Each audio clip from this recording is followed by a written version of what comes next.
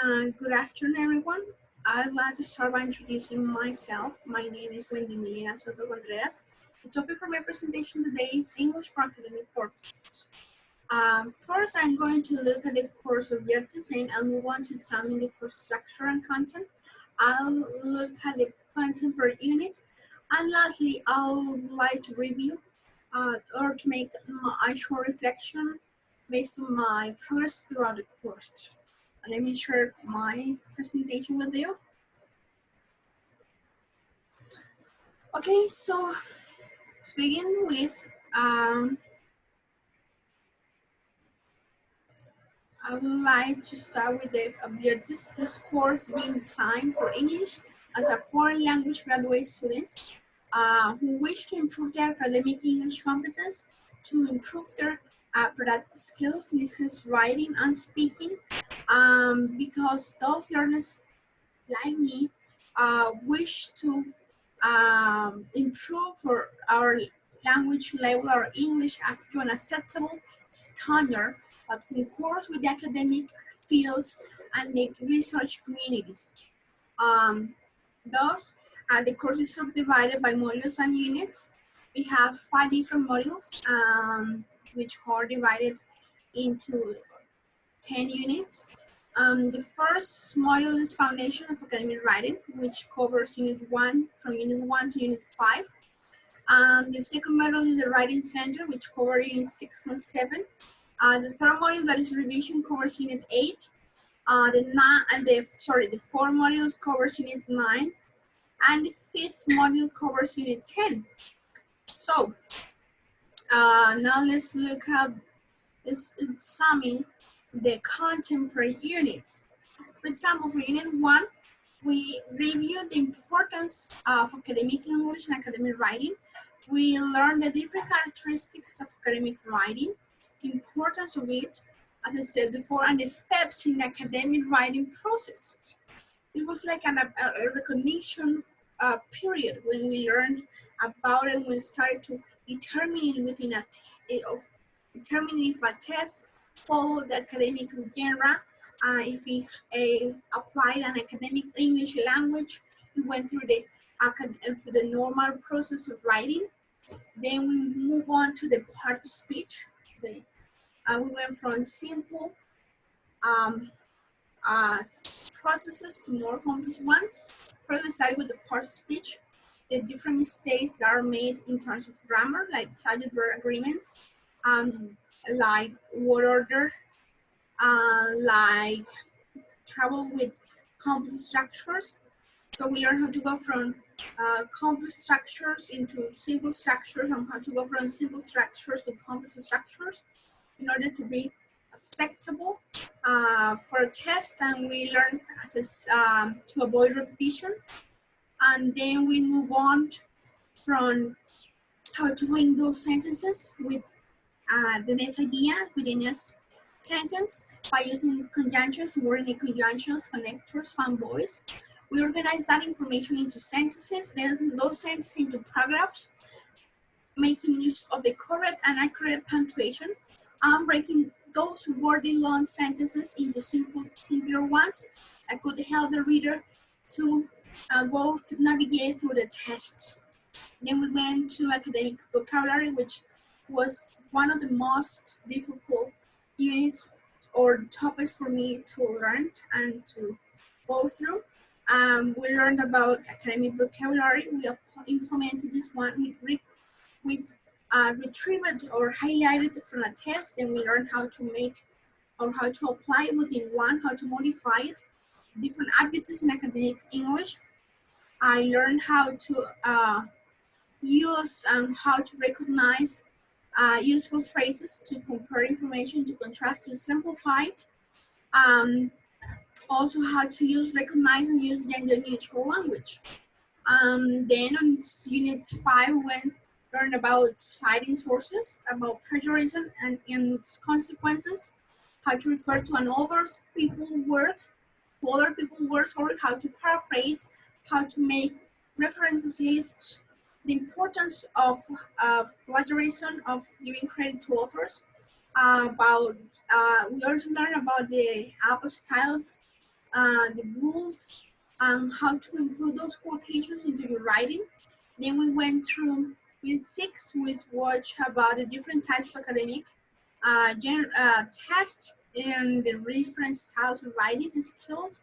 We learned how to summarize information, how to plan information, how to retrieve information within a real research paper, and how to plan to go through the process of writing the complete process.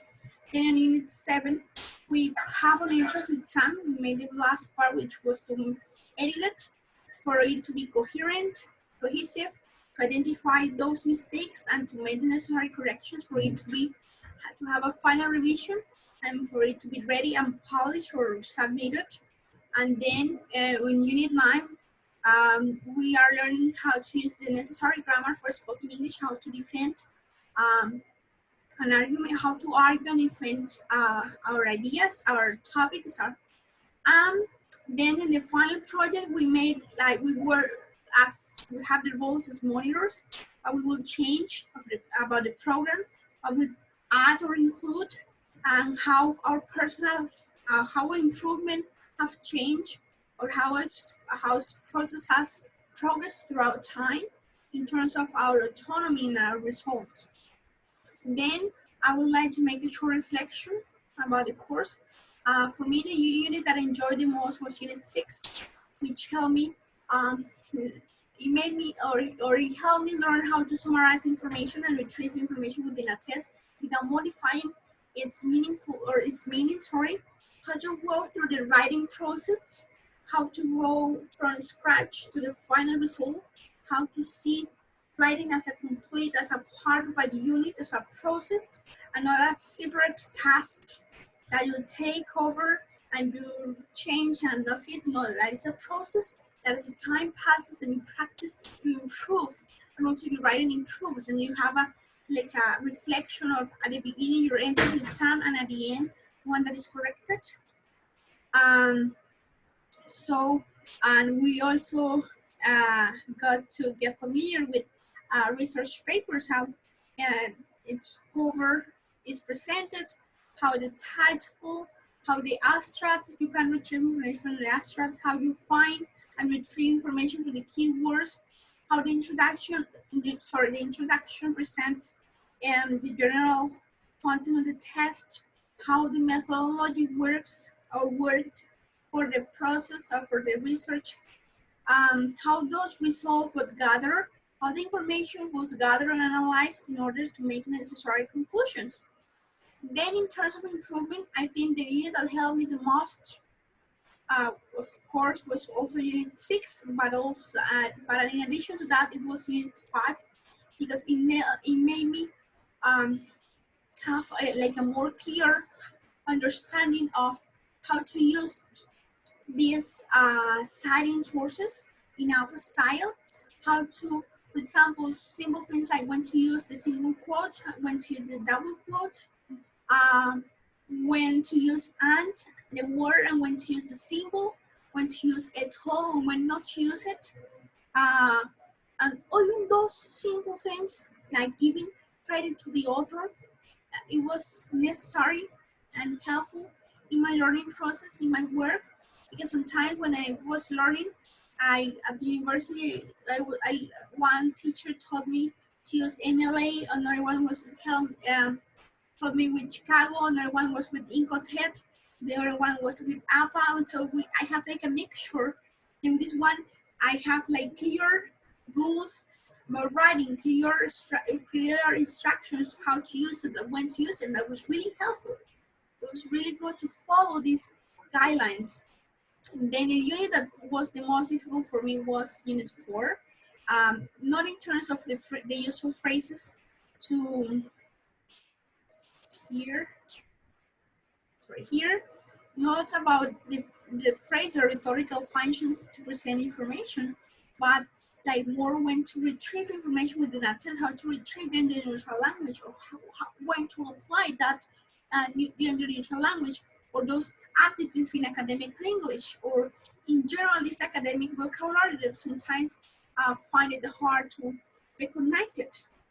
Or for that reason, I would like to go to the next reflection. The tasks that I will dismiss or include, I will include more practical activities for Unit 4. How to nominalize sentences, for example, online practices, extra online practices, to how to use and when to use gender neutral language, exercises about that. The same with academic vocabulary. It will be interesting to have extra practice to make us master that topic, those topics which are really important when you are improving your writing in terms of formal settings. Um, then I will also include real tasks like in Unit 5, which we have to argue and reference a topic, a corner. Then as terms of commitment, I think my commitment has decreased and increased over time because as I am about to finish a program, the master program, I invest more time to the master, so my commitment or my time investment to the course decreases. So as I try to get motivated on the course, I decrease my time for the master or my work. I'm trying to deal with all these variables that affect my day-to-day life. But I think that also I think that I learned the best when with the things that were difficult to me that I think I felt in terms of scores and grades, but it helped me learn more and to be more conscious about it, to make me practice more. And I really appreciated the effort that the professor had with me. Um, and this online practice she provides me so because of that. And after I summarize all the main points of my presentation, I would like to say that this course has helped me improve my practice skills, has made me be conscious about the things that I still have to improve. And I think it's necessary to have to implement or apply this course at the beginning of the master level and at the end of the master level in order for us to be current, to have like um to have it like a motto, not to forget this, not to forget title, not to forget grammar, not to forget conventions, because as we don't have this extra practice, we get lost and we tend to forget it. So that is to finish. I would like to say thank you all for your attention. It was nice to see you again. I hope you have a good day and please take care of yourself.